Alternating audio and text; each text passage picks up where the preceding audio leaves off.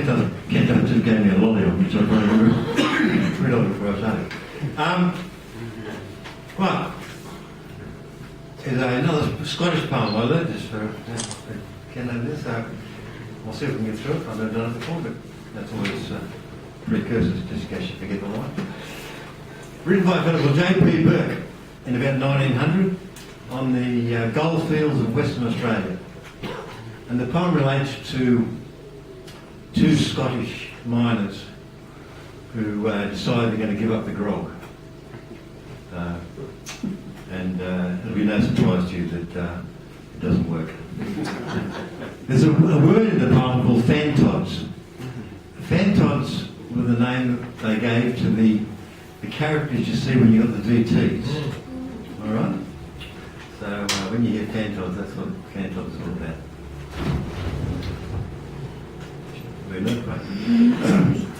Dave Barker is a mate of mine, a solid mate and chum. And when we're out upon the wine, I guess we make things hum.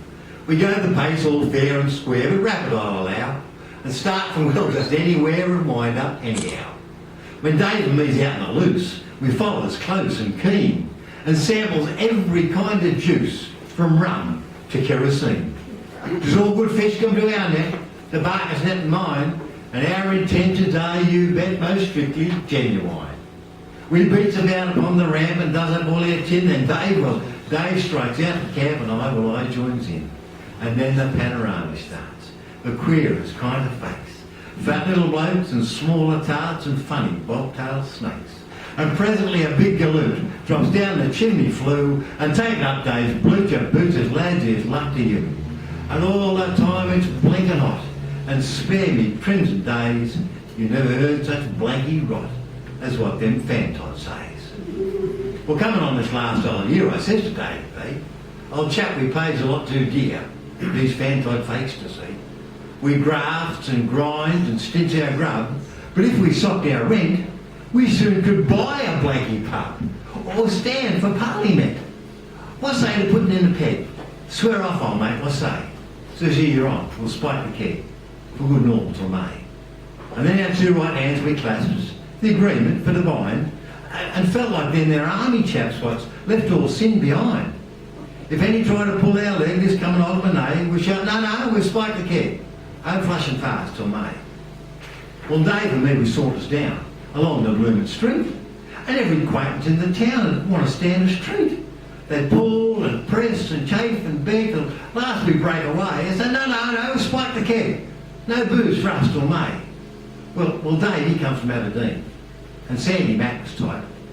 Says, Mac, old Scotland's hills are green. One drink for Scotia's night. Well, Dave, he was cross to me, and I was cross to Dave. And always after seemed to be a sort of mutual cave. Well, Barker sidles towards the bar. A whiskey from the bin, says he, me gay young locking bar. Well, I joins in. That was a night. We drank and stepped and joined the Scotchy's lilt, till all the rest were drunk or slept and all the cast to tilt. And as we staggered home at 4, it was a sight to see, a trooper from our rubby door, our fantod family. They seemed so glad, they danced around the bucket, seemed the pleasant little thing, so glad to see us drunk. One smiling dwarf with flowing beard, he sang, as sure as sin, the sweetest song you ever heard, our dad's come home again. And you may all take this from me, for gospel truth today, the best way to enjoy a spree is take the pledge till May.